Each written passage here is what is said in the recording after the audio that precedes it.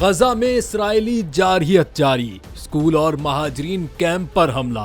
गजा में जारी जंग में अब तक 40,000 से जायद फलस्तीनी मुसलमान शहीद हो चुके हैं, जबकि 94,454 जख्मी हो चुके हैं और इस्राएली बर्बरियत के नतीजे में लाखों फलस्तीनी बेघर होकर कैंपों में रहने पर मजबूर हो चुके हैं। लेकिन इसराइल अपनी वहशियाना कार्रवाइयों से अब तक बाज नहीं आया।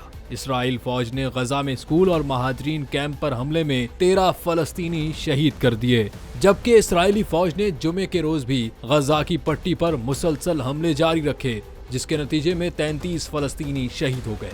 इसराइली फौज का मकबूजा मगरबी किनारे में ऑपरेशन जारी है। सिहोनी अफवाज ने अपनी वहशियाना कार्रवाइयों में गुज़िश्ता 9 रोज के दौरान 6 बच्चों समेत मजीद 40 फलस्तीनियों को शहीद कर दिया।